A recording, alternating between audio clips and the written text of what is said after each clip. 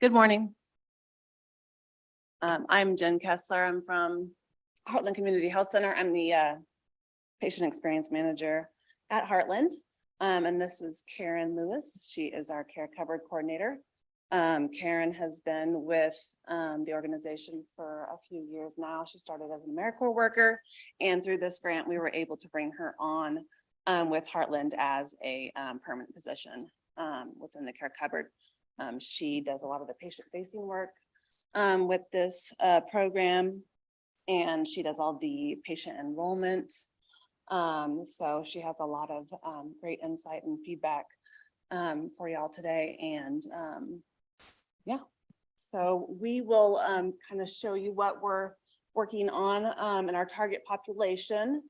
I think many of the clinics are working with patients with type 2 diabetes. We are also targeting our patients that fall within the pre-diabetes range, because we really want to base an emphasis on prevention as well as intervention, as well as a comorbidity of depression. So just to make sure that we are following our integrated approach to care and holistic approach to care, we really want to incorporate interventions for not only chronic disease management, but mental health and other factors that will impact the patient's outcomes. The length of our intervention, our goal is to enroll a total of 30 patients. Currently, we have 13 patients enrolled. 11 of those patients are insured, and 2 of those patients are self-pay. That data is kind of interesting to me, as we can leverage some of those factors. If they have insurance coverage, maybe we could look and see if their insurance covers things like continuous glucose monitors and things that help with lifestyle and that data tracking and measures. Our intervention is, we're saying right now 6 to 12 months. I would like to see us be able to sustain this program as just a standard of care for Heartland. I think that we're just getting the program started right now, and there's a lot of excitement. And I'm very grateful that we have a community that is pioneering in this work. I love it. It doesn't feel like this part of my job does not feel like work to me. I really am looking forward to building a culture around food as medicine, and that just be what our staff does and is part of who we are. So our implementation strategy. So our interventions. Karen's got an enrollment kit here, and I thought that we might, kind of show you guys some of the things so you can have a little visual instead of just reading off the slides. So with their enrollment kit, when the providers identify a patient that is interested in the program and meets the target population, Karen, they'll do a referral to Karen, and she'll either meet with them that same day, or they will send a referral to her that is within our EHR, and then Karen will contact the patient to meet with them and do their veggie meter score, which we have a lot of fun and excitement around the veggie meter. We have that with us today. Our clinics did get to try that yesterday. It's a great tool. So whoever wasn't here yesterday, if you'd like to look at the veggie meter, we would encourage you to do that. It's a really fun tool, and it's been quite exciting for staff and patients. So Karen gets their initial veggie meter score. If they need a blood glucose monitor, I found one with our chronic care manager. He's a nurse, and he's great. He meets with our patients weekly if needed. He can help them with the blood glucose monitor and setting up an app to track this data. I would really like to identify some patients that we can use continuous glucose monitors with, because I feel like the research that I have done is that instant feedback and data about preprandial and postprandial measures, like fasted versus after meal data, would be really great to collect. This is the meal box that we provide to the patients. This is from Harvesters. We are having to supplement this with some fresh items. So we look forward to continuing to do that. And we'll also be partnering with like local growers to kind of supplement these products. Along with this, we always have several recipes that are based on the products in here. I do have some of those recipes to share with everyone if you're interested in that. Water bottle, hydration, of course, is key. Somebody had said yesterday, we had an idea to just do a class on, the importance of hydration. And then we love this. This is very exciting.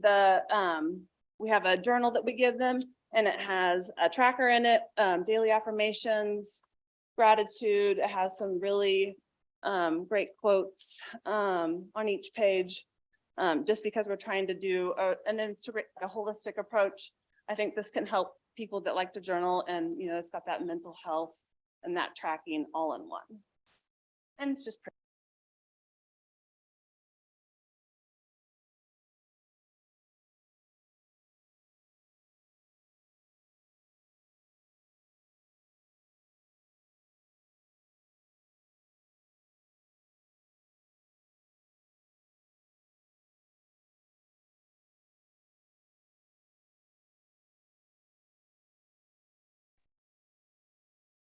Hi guys, we lost screen and sound.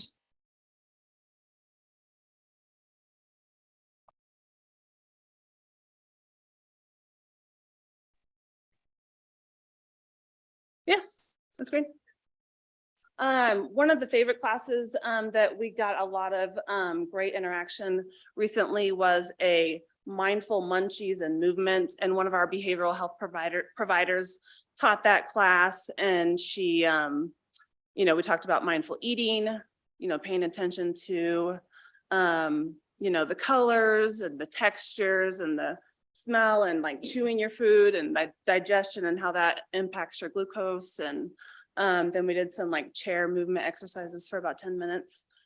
So that was really great. We had a lot of patient engagement there, and that peer support is really important for our patients. So our early wins, like I just said, the positive feedback about the classes, I think us building that trust and relationship and community with our patients through this program has been really amazing. It's kind of because our providers have to see patients and they only have a few minutes with them. This is a really great opportunity for us to provide additional support for our patients and really build a community. The workflow is going very well for Karen. I think we had to do some training and then also some implementation and get through some hiccups there and get Karen kind of familiar with our EHR systems. But that was all great. And I think we're really working towards standardizing some of those still.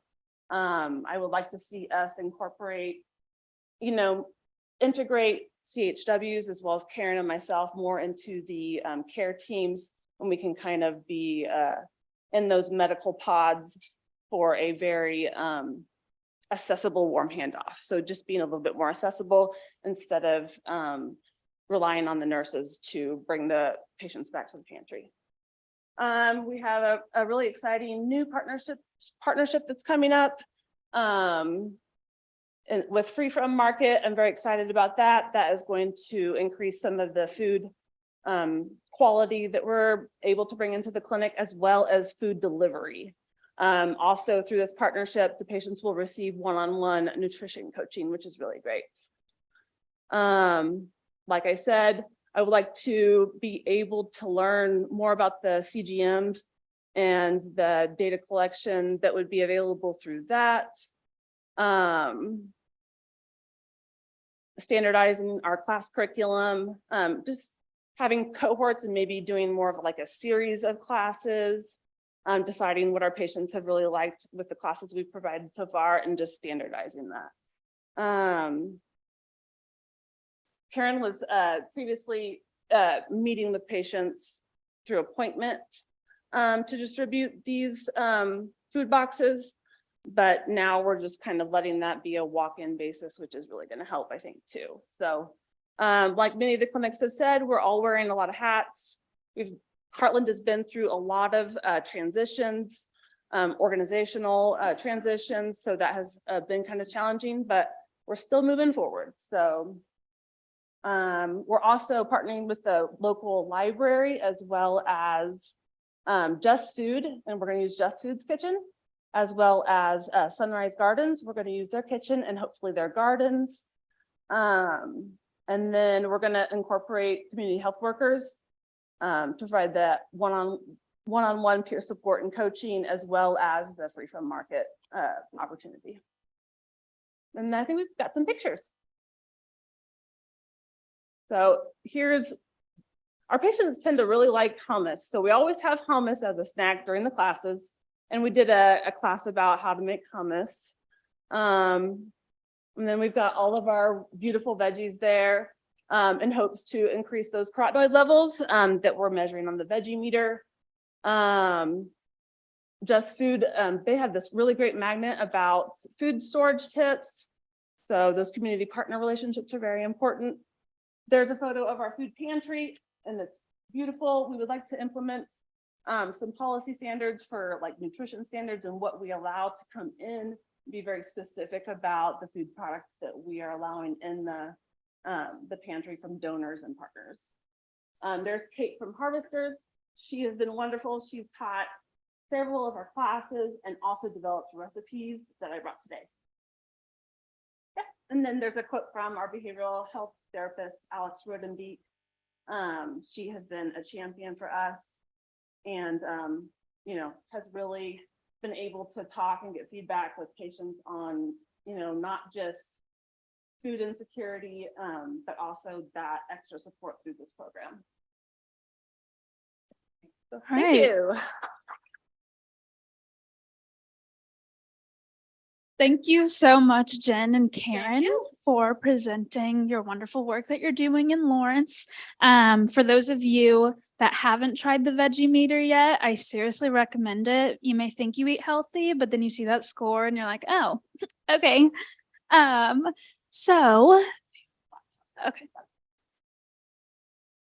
Unfortunately, the folks from Genesis Family Health couldn't make it here in person today, but they are joining us virtually. So hi, Lisa and Goretti.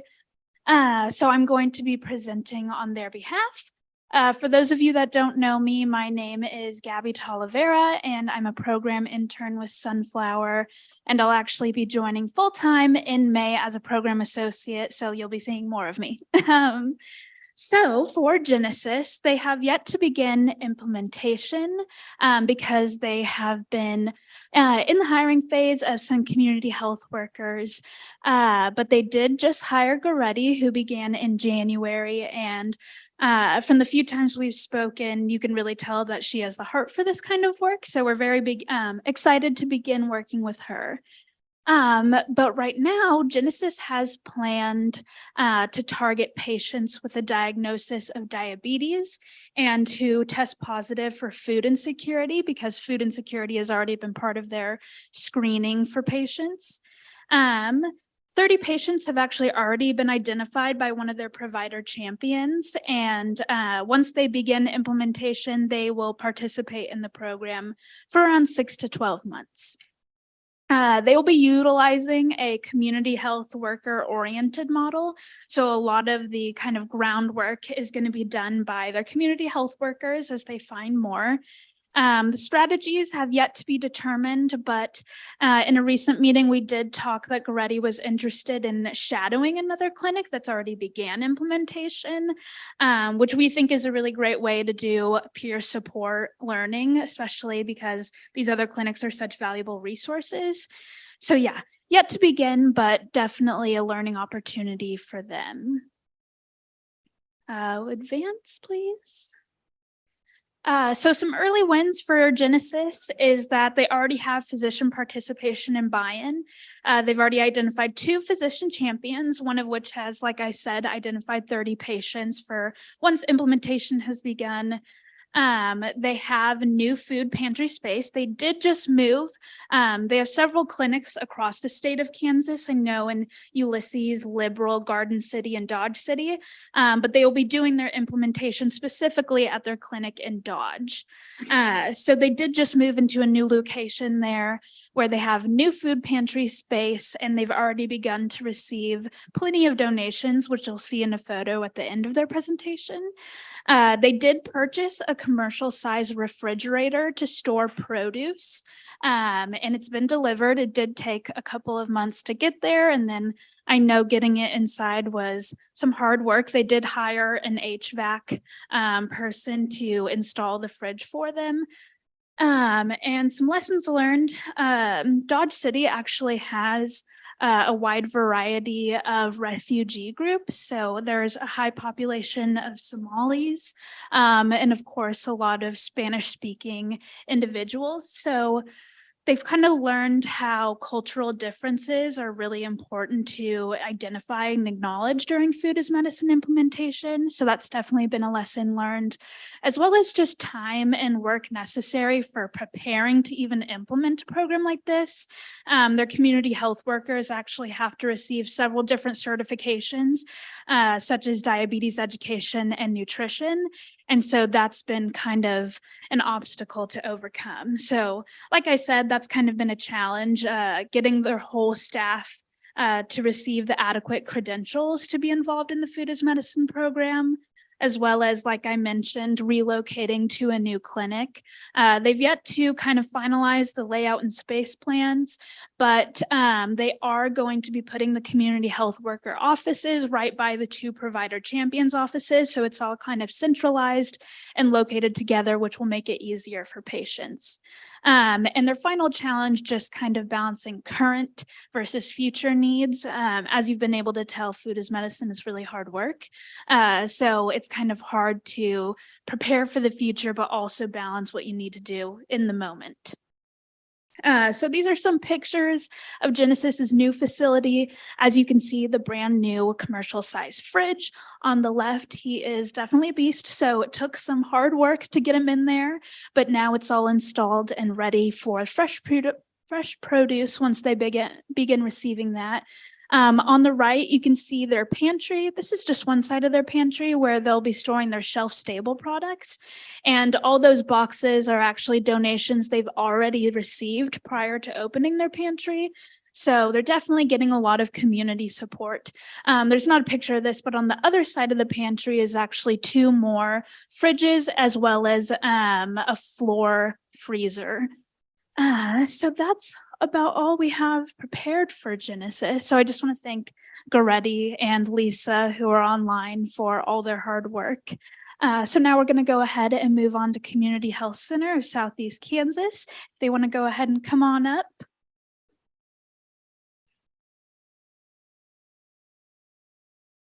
Don't worry, I'm not, just everyone who's speaking today, you have to manually press the arrow button to advance the slides. It won't work with this. So it's this button here. It didn't work. Oh, then you can't see it. Okay, I'll just advance your slides. Okay.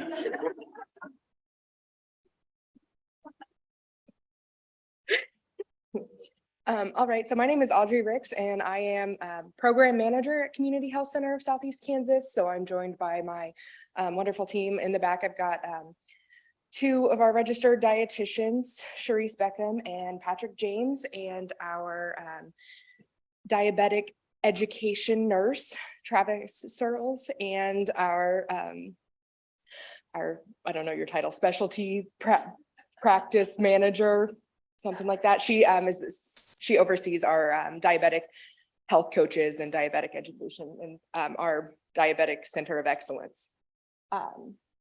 So at Community Health Center of Southeast Kansas, we have, I think we have 14 brick and mortar clinics. I know that we are in the process of opening a couple more, so I don't know, on Monday, the number might be different. And So we're a very large clinic. Our main clinic is out of Pittsburgh, Kansas. And so that's where we're going to be starting our implementation. Like Genesis, we haven't started quite yet. But we're getting there. So our target population is our patients with clinical diagnosis of type 2 diabetes with an A1C greater than 9, which is what we consider like uncontrolled diabetes. So for our intervention for this first implementation phase, we are going to do 3 cohorts of 10 to 15 patients.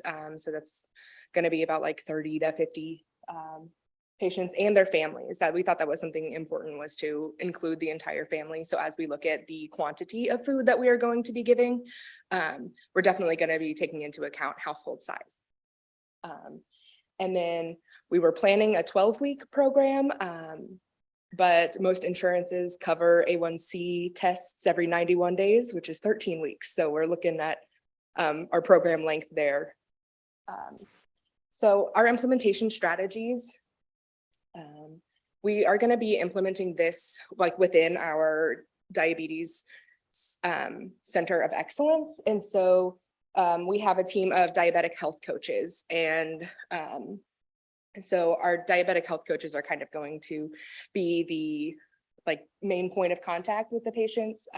So when folks enroll in the program, they'll get a welcome kit with like kitchen and pantry basics. So that's going to be we haven't finalized what's all going to be in that yet, but we're thinking like a baking sheet, I don't know, pans, and then like spices, oils, things like that.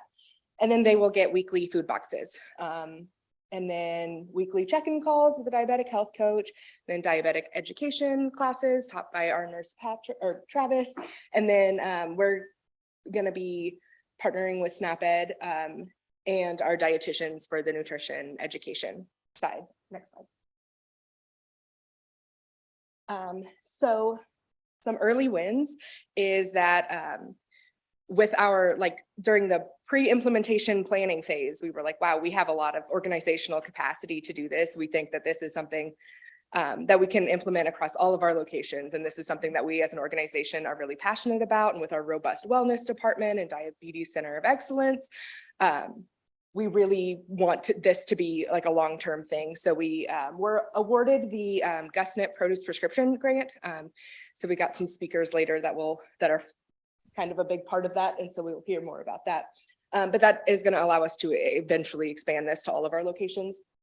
Because we are so large, we have clinics in 9 different or 4 different K-State extension districts. And so at all of our clinics, it was going to have to be like a separate partnership between each clinic and their local extension district. And so we have actually partnered with the Southeast regional specialist, and we have like an MOU partnership that we're working on. Another big early win is the improvement in food options from the Kansas Food Bank. So they were so flexible, and we were talking to them, and it's like, well, we can't choose the produce that we get, the fresh produce.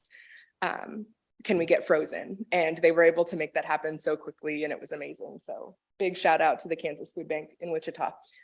So some lessons learned.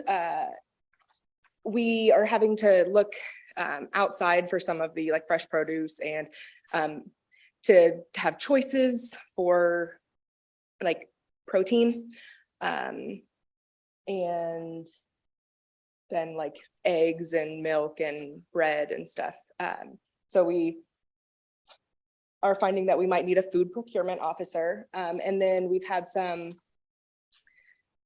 SNAP-Ed is great, but this is a 12-week program, and we're already asking a lot of patients. And so to also have weekly SNAP-Ed classes that are at 2 p.m. on Wednesday, and they have to go to 6 of them. So we were kind of hoping that there was going to be a little bit more flexibility there. And we were hoping we could maybe develop a food as medicine specific SNAP-Ed class that would be just a couple lessons. And we're still working that out. And then the challenges. So we have a really large network of clinics. And so we are really big. We have over 70,000 patients across all of our clinics. And so all of our departments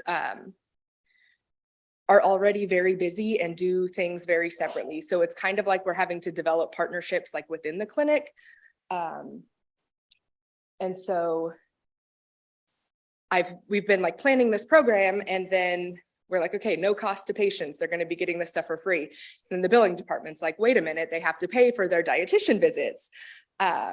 We have to bill everyone the same. And we're like, okay, so we're going to do stipends. And then the compliance department comes in and it's like, oh, okay, but you have to worry about this anti-kickback statute. And we can only give stipends of like this amount to patients. And so we're kind of figuring out how all of that works together. And there is some flexibility around research, but it's like pulling all of these separate groups just within the clinic network in our 2 systems administrative offices. And like those people aren't patient facing. So we're trying to get all that together. Finding adequate space to store the food has been a big thing because our clinics do a lot, and we don't really have the space for food. And then just new staff coming in and turnover, and we're growing all the time. So since we started program planning, we have added like a wellness director, and we have a new diabetic provider. And so just growing. So next slide. No. Okay, so here's some pictures. Another shout out, this is like the frozen cauliflower. It's amazing. Thank you, Food Bank. The one in the middle, that's our pantry at our largest clinic. It's a closet. So like behind me in the picture, there's a freezer. But this is like, we already have our food pantries, and this is already serving. So like adding all of our food as medicine food into this space is not really going to work. So we're trying to think about space. And then the last picture is some turkey necks that we got from the food bank. So it's great that they offer things, but it's kind of, you don't really get a choice on the protein. So that's been a challenge that we have faced. So I think that's it. All right, thank you. Thank you so much, Audrey. Round of applause. And as Hoxie is coming up, I want to note that the beautiful freezer, which Lisa got for Christmas, was thanks to funding from United Healthcare. So I don't know if Celia is here today, but thank you for that. It came like December 22nd, and it was like a delivery from Santa Claus, although it was the HVAC man.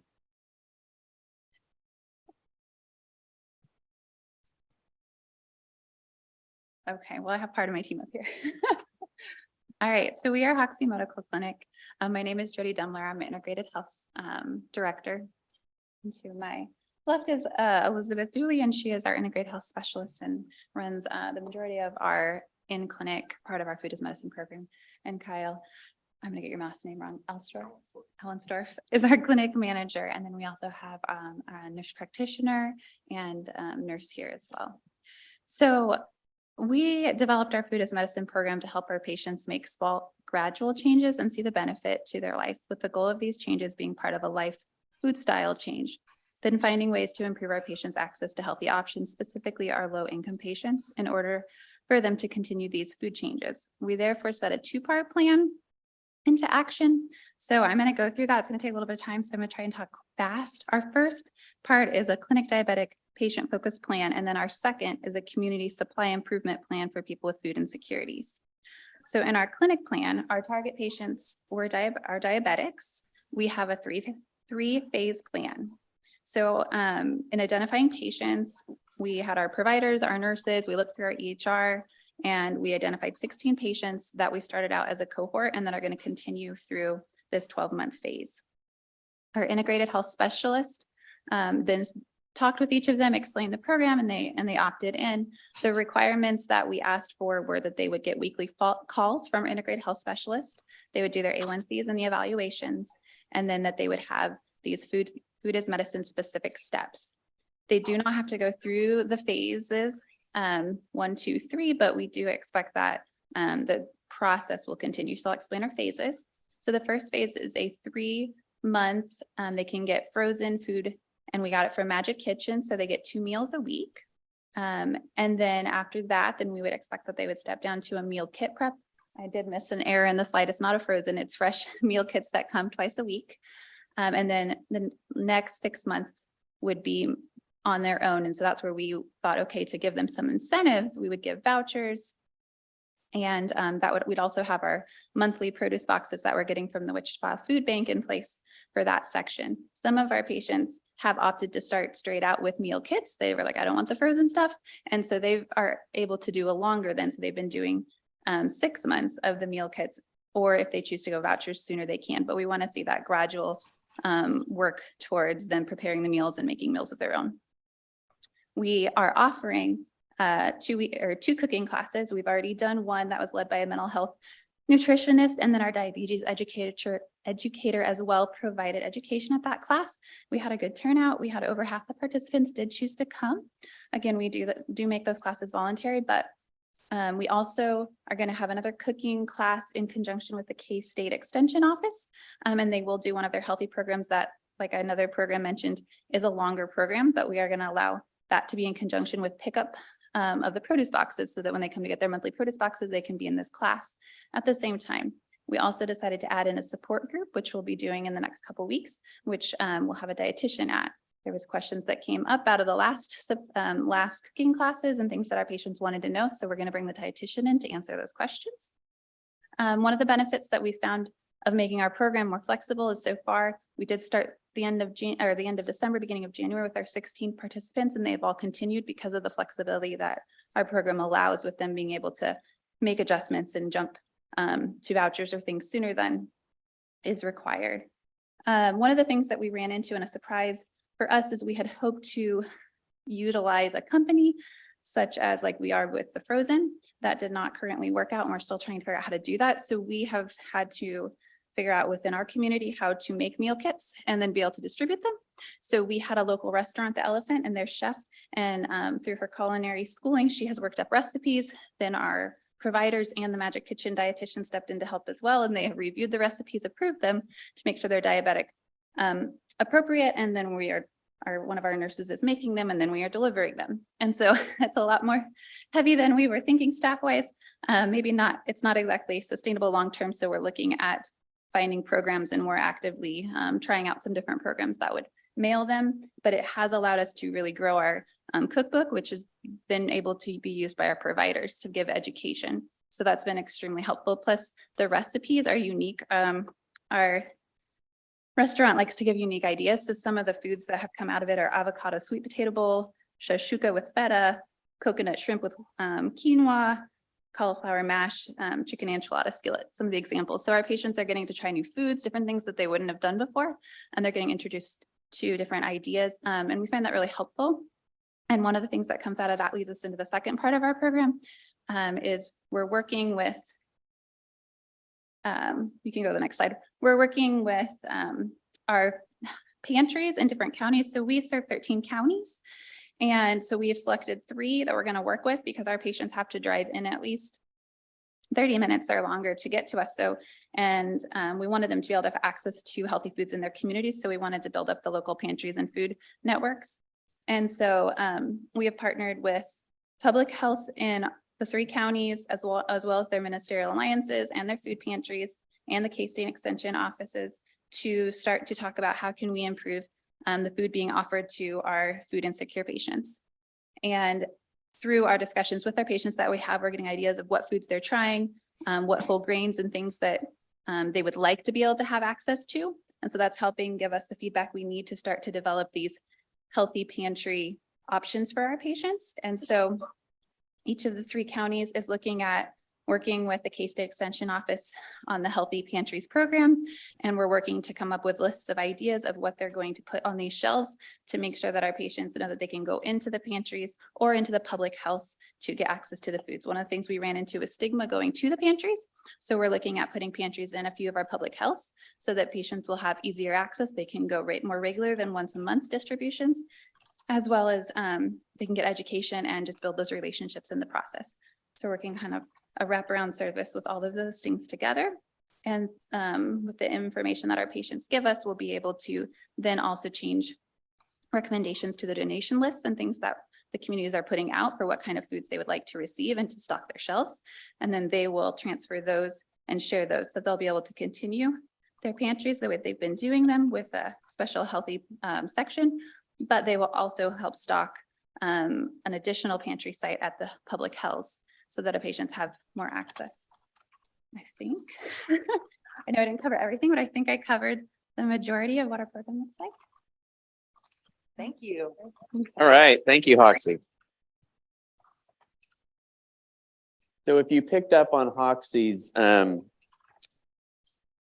of layout, they are unique in that they are implementing kind of a two-layered project, which is, as Jody said, the food is medicine within the clinical setting, but they're also working outside of their clinic with their broader communities due to some of the geographic challenges that they have to shore up the food pantry system so that when patients are seeking foods outside of the clinical setting, that they have healthy options to do that. So they have kind of double the work going on because they have the food as medicine work at the clinical level, and they have the broader kind of food system work that they're also helping to lead.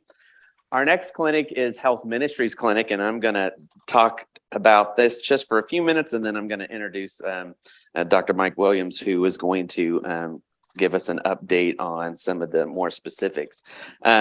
So Health Ministries Clinic is located in Newton. They are very much kind of in the startup phase, as a lot of the clinics that you've heard from today, as they kind of look at all of the moving parts and how they are institutionalizing those within their workflows and within their staffing structure.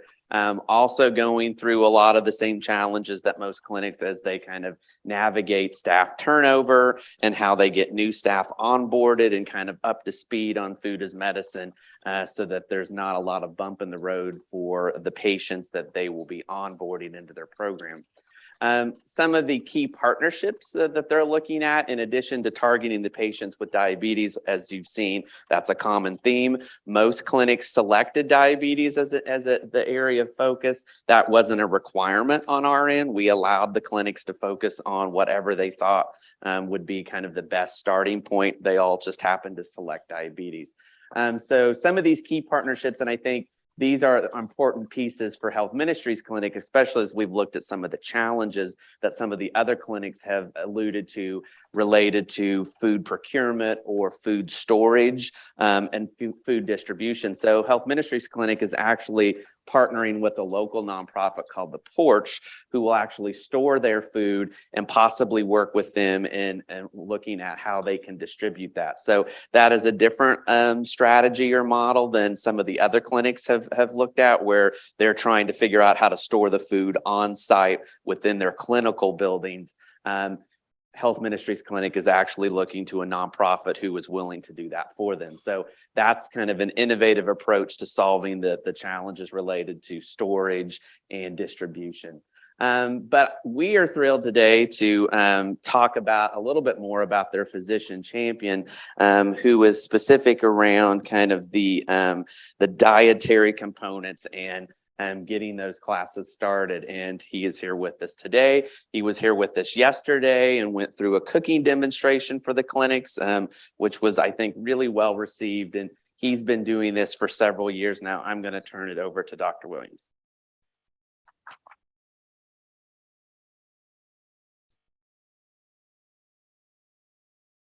Good morning.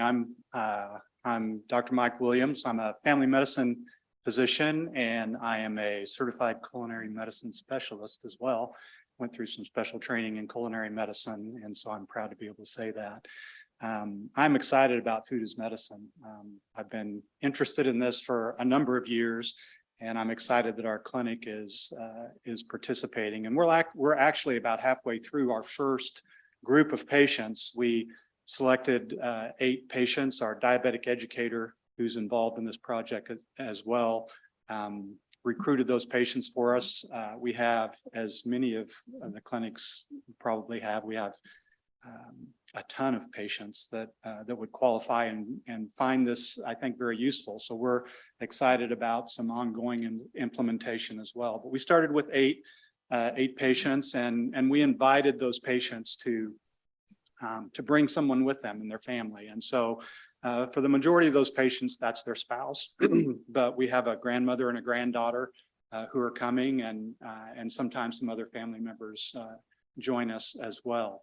And so our program started about, our first phase again started about 5 weeks ago, and we had a welcome kit that we provided that had some spices and olive oil and frying pan and some utensils and things like that. And what we're doing is we're meeting weekly. And for most of those weekly meetings, they get a nice box of food, as the other programs are doing as well.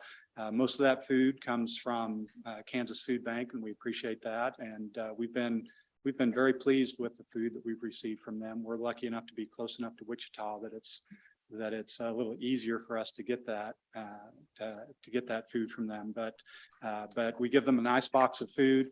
But we meet together and we cook together, and that's to me, that's an important part of what we do. And so you can see this bottom picture up here is the participants cooking together. And so we cook various meals, various breakfast, lunch, and dinner and snack type foods. Based on Mediterranean diet principles. That's really what we're interested in. Our diabetics, Mediterranean diet is not necessarily a diabetic diet, but it's a healthy diet. And if we can get our diabetics eating more than 1 or 2 servings of vegetables a day and eating more fruits and whole grains, then we anticipate their A1C and their life will be better. So that's what we like to do, is we like to get together and cook. And so our cooking classes get together, we cook the food, we talk about the food that we cooked, why it's healthy, the good things about it, and then we get to eat together as well. And so that builds relationships between the patients working together and those that are kind of instructing and helping in the cooking class as well. So those are definitely wins when those relationships are being developed. And then when we eat together, we go over some didactic material. What's a protein? What's a carbohydrate? What is a calorie anyway? Things like that to try to help them learn and understand what's important in what they're eating, and some of the science behind that to help them understand a little more than just I need to eat more fruits. What does that mean? I need to eat more vegetables. What exactly does that mean, and why is it important? And so again, this is a 12-week program. I'm hopeful that it'll expand beyond just 8 people, but again, it's staffing, it's food procurement, it's space. We do have local partners. As we said, the Porch is storing our food for us. We anticipate that relationship growing and improving. And we're teaching our cooking classes at the local high school in their home economics department. So we're partnering with them. They're interested. The high school and the school board are interested in advancing and helping the health of the community as well. And so I think building those local relationships is helpful and important, and will help us to be successful ongoing. And so that's kind of where we're at. One other thing before I'm done, a shout out to the trails around here. If you guys need to go someplace for a walk this afternoon, there's some beautiful trails around here, so I would encourage that. We like exercise as well as food. Thanks. All right. Well, thank you to Dr. Williams and to Health Ministries Clinic in Newton. And it's great to have everybody here. And it's always great to have a physician champion for this work. Next up is HealthCore Clinic in Wichita. So I'll turn it over to you. All right. Can everyone hear me? All right. I want to start with just a quick thank you to the Sunflower Foundation and its board for creating a space and the curriculum for the clinics to come together in this, I guess I'll say, like micro community where we can learn and grow and really organize what were some of the things that we're already doing. I think that was very important, and I think that moved us forward light years in a small span of time. So for our program, we are targeting patients with an A1C of 9 and above. And our hopes is to wrap some services around them to really enable them to learn about their diet, what it means to be a diabetic patient or to have diabetic lifestyle. So we really want to wrap these services around the patient, and we really want to meet the patient where they are. If a patient makes it into the clinic, that's our opportunity to really connect with the patient and get them engaged. So we have 4 cohorts of patients that are going to go through a 3-month program. We have completed with 1 and we were almost done with the second cohort. So we're really excited about the progress. We're learning a lot, and the word is pivot, and we're getting ready to pivot and make some adjustments. So our program has weekly food boxes. We have a diabetes education course that we put the patients through. They also meet with their primary care provider on a monthly basis. And then we also tried out the SNAP education cooking classes. Realize that this is a lot to ask a patient to do. So things may adjust and change as we go. If you want to move on to the next slide. I think some of the early wins, this process allowed us the okay to stop what we were doing currently. We had a diabetes education class that was not as organized as it needed to be. It was not standardized. We had a couple of different providers teaching, and they had great knowledge and information, but we really wanted to make a standardized process. So we had the opportunity to do that. And so now we have every month we have 1 session, so it's 3 months in total. And patients learn about, just like class 1 is an overview of diabetes and medication. Class 2 is really talking about those diabetic complications and how physical activity can really be a part of your life and how to make it easy. We have a personal trainer that comes in and teaches them how to use the gym at HealthCore Clinic. They also teach, how can I exercise within my home if it's raining out or if I can't get out? What are some things I can do just in the atmosphere that I'm in? We also, class 3 is diabetic diet and carb counting. So. And in these classes, we give them equipment too. Like on the first class they come, they can get a blood pressure cuff, because most of the times the patients that are diabetic also have hypertension. So, and then the second class, we give them glucose meters. We give them an activity to do, asking them, like I talked yesterday, about the food log, bringing in their blood sugars. And then we also give them a weight scale so that they recognize that losing weight actually helps to bring down the A1C and in controlling your blood sugar. I think it's also important to note that our curriculum is both in English and Spanish. So we have an English diabetic class on Tuesday. On Thursday, we have the diabetic or the Spanish class. And so all of our materials, our binders are translated. So they're seeing the same information from group to group. Let's see, they get a weekly food box. And this box is meant to supplement their grocery shopping. So we have about a $26 budget, but we are working with the Kansas Food Bank, and they have been great about sourcing all of the wants and needs that we have. So I was super excited when we had frozen blueberries on our ordering list. And so that's a big win to me. I know I got really excited, and I'm still excited about it. So thank you for really trying to meet the needs of the clinics, because I understand that they're hitting barriers as well. So our box contains starts with a fresh produce box. We opted for the $12 box. We also have option to get the $16 box, but to stay within budget, we did that. We also have protein in the forms of beans, canned chicken, and canned tuna, and peanut butter. And then we provide whole grains, whole wheat pasta. So we just want to give them something they can experiment with and really see how that fits into their lifestyle. They also receive a welcome kit. So we gave them a diabetes cookbook, And then basic cooking skills so they can roast some of those veggies. We really want them to switch their oils to olive oils, you know, the healthier fats.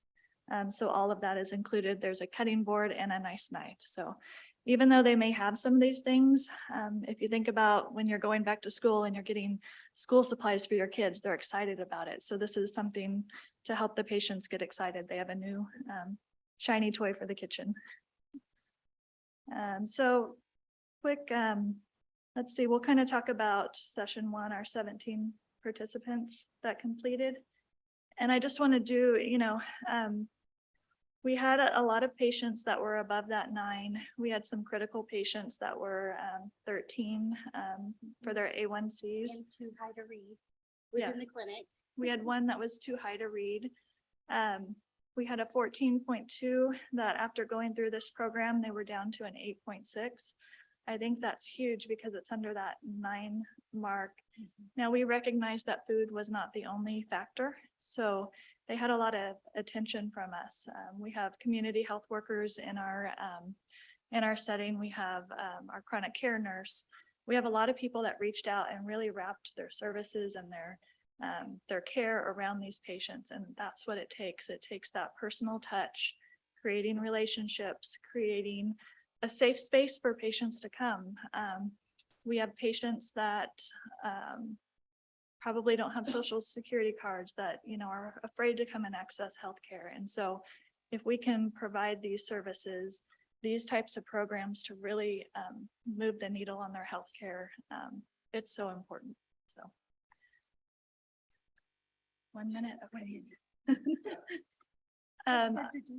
Yeah, so for the last, I think I'll talk about our grand plan. You know, I would really like this to become part of our normal clinic operations. When a patient comes in to see a provider can identify, hey, I think this candidate, regardless of their diagnosis, would really benefit from the Food is Medicine program. So we're thinking of ways that and processes that can just be implemented. So it's just a natural course that patients take.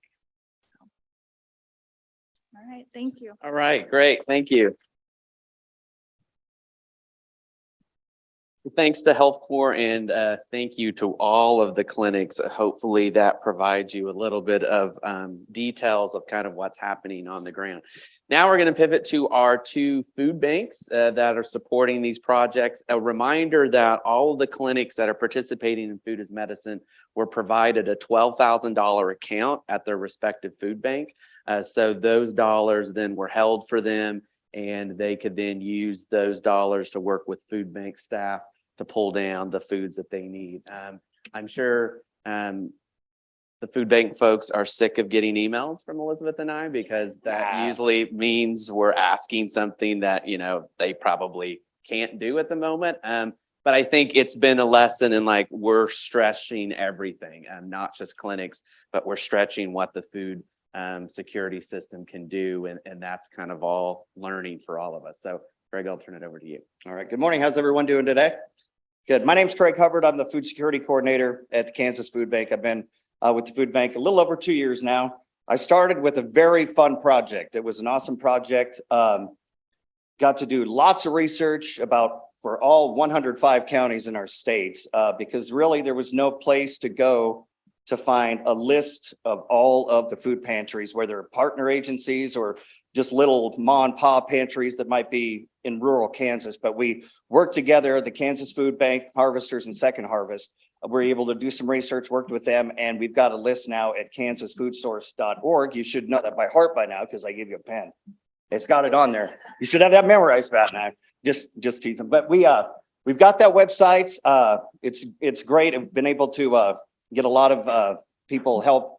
We'll occasionally get calls at our food bank in Wichita from someone. We got a call from Atchison a while back. The guy in Atchison was trying to find a food bank in his area, and I started talking to him. He's like, "Well, is this? You're in Wichita?" I'm like, "Because I started talking to him, and I'm like, no, I can help you though." And told him about the website, gave him some information, and then he was able to go to a local agency there through the Second Harvest out of St. Joe, Missouri, and get some help. And it doesn't matter where you're at; you're able to go to that website and find whether it's a mobile pantry, brick and mortar pantry, anything like that. We're there to assist also for the summer feeding program and also for SNAP as well. If you're wanting to get on there, all the information's right there, kansasfoodsource.org. And if you don't have a pen, they're under Debbie's feet over there. So just grab one from her. I'm just teasing.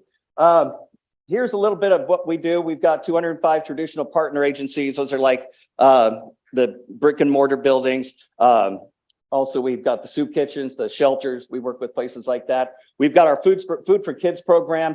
We serve 371 different schools, over 5,700 students. And we also do Filling the Gap, where there's a couple weeks in the Wichita School District right at the end of the summer where they work with the USDA, where they take off, but there's still that 2 weeks that someone in Wichita, a kid needing some food is able to get food because we have the Filling the Gap program for those 2 weeks. That way they're able to get food as they get ready to get back to school and get back on the Food for Kids backpack program. We also have the summer feeding program. We're getting ready to start that up. And the senior food box program, we work we've got from way in the corner, Baxter Springs, Riverton area, all the way up to Oberlin and Decatur County.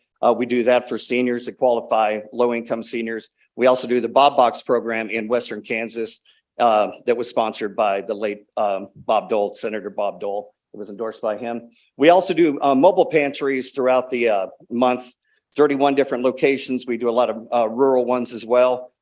It's pretty much like a brick and mortar pantry, but on wheels is pretty much what it is. We try to offer the same healthy food options. And the main reason we're here today is to talk about all of the clinics that you guys have been able to hear about today. If you want to, okay, yeah, there you go. You're ahead of me, good job. Working with clinics has brought a few challenges for us to overcome. I think Dr. Harvey mentioned earlier about adapting. I think everyone on all angles have been definitely having to adapt to everything. And it's been a great learning experience for sure. And it's actually helped us out. We've dovetailed nicely into our goal of providing healthier foods for all of our clients as well. Last year alone, over 25% of all the pounds that we distributed last year was fresh produce, which is very good because we know produce is very important. Some of the challenges that we've had is we cover a lot of Kansas. We cover 85 counties. We've got 24 routes that we do. And all of our routes go once a month. So unless you're in the Wichita area, like Dr. Williams mentioned earlier, and the HealthCore as well, they're able to get their food when they need it kind of thing. But the challenge is going to be, we want to make sure that Pittsburgh at the clinic there is able to get their produce. So we're working on making sure that they are hopefully able to get it a couple times a month. Dodge City, we're lucky because we've got a couple of different routes that go west at different times. So we'll be able to do that.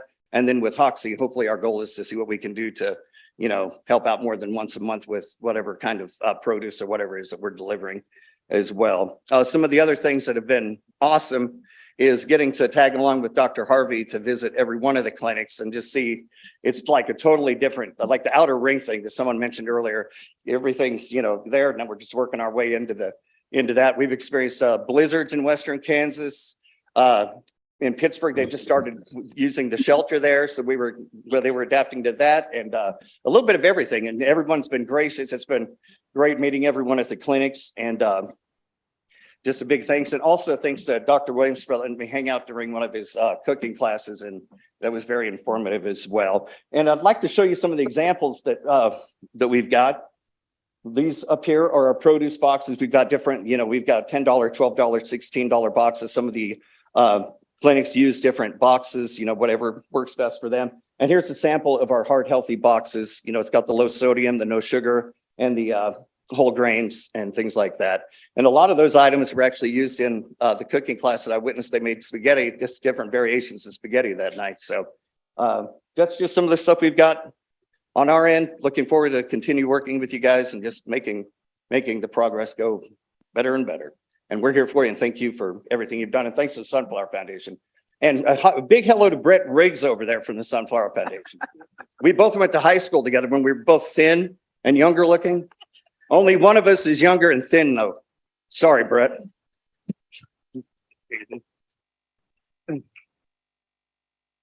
All right. Thank you, Craig. I know Brett always likes to be called out. So Now we're going to transition to harvester. So Jessica.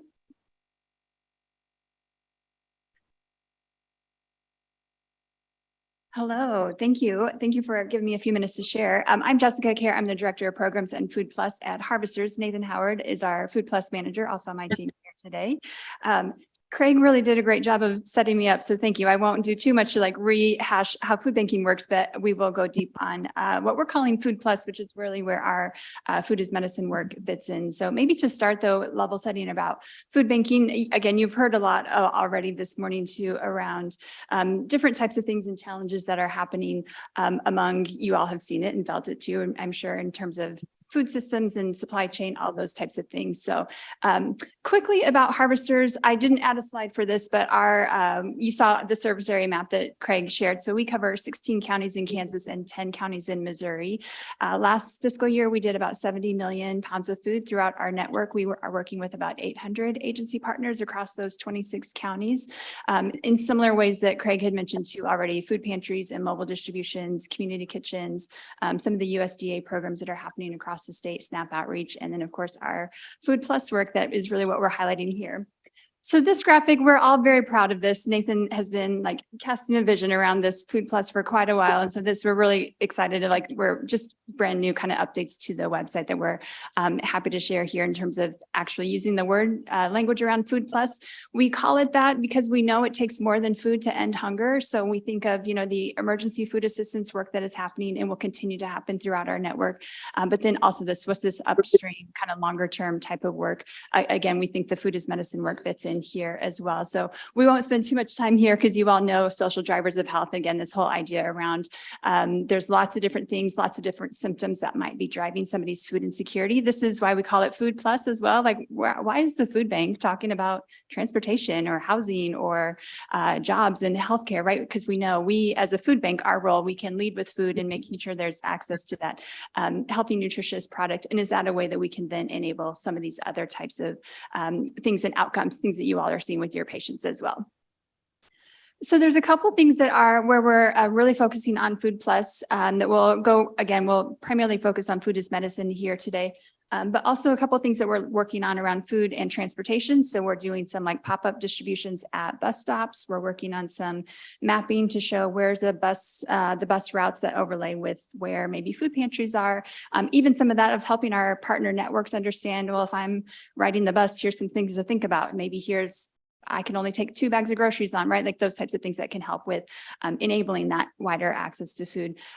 The other one that's listed up here is the Food Plus workforce development or this economic mobility idea. Again, what's the food bank doing talking about these types of things? We know that the kind of this upstream work around economic mobility where we know job stability, upskilling, those types of things that can help somebody doing their own hard work really move upstream on those things. So we're working with a couple of programs that are doing specific workforce readiness or some job trainings. There's a food pantry on site at some of the these places or that people can access that we know then I can stay in my program or I can finish my certification, again, kind of moving forward in career-wise as well.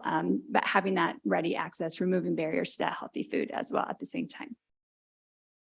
Okay, so I am going to cruise through this. This is my very favorite topic. So y'all are going to hang in there with me, please. So there's a couple different ways we've been working on food as medicine work for a bit, for a couple of years, again, now kind of really officially formalized into this Food Plus idea, but also learning from you all and other stakeholders and other partners. We're working with, 45 or so healthcare partners in a lot of different ways. And so this is really kind of giving some examples of there's different ways to approach these types of things. If you can't do a full-on choice pantry just yet, there's other ways to do it and interact and kind of build that case for why we need to be working towards food as medicine types of things as well. So a lot of places where we started, this was years ago, and some are still doing these types of things. I know you all are doing some level of screening for food insecurity. That's where a lot of folks started of this screen and intervene. So I have a couple examples up here of there's some prescription, looks like a little cute kind of gimmicky prescription tear pad. So if you're screening for food insecurity, it can be there in the exam room or at the front desk or something. At least it's a quick referral source of if somebody says, yep, I need help, that they're, even if you don't have room for the boxes yet or produce or a distribution or a pantry, at least people are leaving with a resource. So that has Harvesters information on there for our agency locator to find existing partner pantries in your area already, wherever you might live or work, plus our SNAP outreach helpline, which again is another great tool in terms of healthy food access and what people might be able to get for themselves. And then our SNAP outreach postcard here as well. The other place, I know we were talking lots about food boxes here as well. So there's an example of the food box, one of the food boxes that we have been using. Again, it's a quick, easy, healthy choice, but not the whole thing, right? It's a good way to help reinforce a couple of those nutrition messages that patients might be hearing from you all at your practices as well. Next slide, please. So then a couple other models, again, each one is kind of like a stair step of like how much intensive could I get here on some of these things? Again, like in terms of space, timing, operational budgets, all of those things. So there's a couple other examples here too, in terms of like these pop-up produce distributions. There's a couple examples here inside or outside. These are examples at the VA location in Kansas City that really, those are kind of a broad, any patient can come on that day. So it's definitely not as in-depth of we have 30 people going deep on a nutrition or a diabetes, whatever management program, but it is healthy food for anyone who might come through. And again, building a lot of the same case for food as medicine in some of those places. Those produce distributions usually kind of graduate into, you know what, I think I can do a pantry or some of these other types of things. And then an example of the prescriptive pantry, again, the full choice, which is always the dream for sure. So next slide. I wanted to spend a little bit of time here for sure. This kind of outlines a little bit in terms of food banking and some of the opportunities and challenges within the food as medicine work already. And some of these things you all have identified already, or you're probably feeling. Lots of this is, again, new work for the food banks, newish in terms of the last 3, 4, 5 years as things are coming around. As you all are learning and growing, so are we, and we're being responsive to those types of things that are happening out in the community. But so same thing, like working with clinics and in a clinical setting is different than some of the other, we work with primarily nonprofits or schools, right? That's a different setting to intervene. But definitely working through that in terms of careful partnership cultivation, strategic cultivation as well. It's also long-term work. You all have seen it and said it, right? Like this is not like, well, here's a food box and diabetes is solved, right? This is a marathon of diabetes management, for example, or working through lots of different things upstream for food security and moving forward on those things. So the thinking through long-term metrics, long-term support from stakeholders and partners, funders, right? That's long-term work that we need to keep going to see that true impact. And again, you all are seeing it already, right? So to keep going with those things. I might mention a little bit here around healthy food sourcing as well. Again, just because that's what we're all here to talk about in terms of there's lots of really good food that the food banks are getting donated. But also like, again, that kind of, it's a tricky thing to work with primarily donated product. And when you're wanting, some of it is, perishable product as well. So there's a couple different things of, it'd be great when clinics call us and say like, hey, we need low sodium or no sugar added. Supply chain is still kind of strange. Yeah, you all have probably felt it and seen it during pandemic, but even now, getting vendors or donors donations into the food banks, that's taking longer than what typically should happen. So again, to be responsive for that to get back to all of you. Also in terms of budgets, we get lots of healthy food donated, but also when you're looking and clinics are saying, and medical professionals saying we need to hit these certain criteria to be like a diabetic friendly menu, for example, we typically purchase those. You've heard a lot of us like talking about the $12 box or the $16 box. We're purchasing that food because we know then it's specifically what your patients want and need and what is going to help drive your outcomes as well. So that's another tricky thing too. Like there's lots of good things that are donated, but to make sure that we're getting exactly these kind of medically tailored ideas absolutely has to be purchased. So that's another kind of wrinkle in some of those things too. And again, this connection to the broader food as medicine work, but also like why this is integral to ending hunger work as well. So I think that's the end. You might go to the next one. We're really excited about Food Plus. Check out our website. We have a couple of videos there that with patient stories and neighbor stories that are really helping, that would outline all the different things and the impact that is happening there. And then contact information for me and Nathan is here as well. So thank you.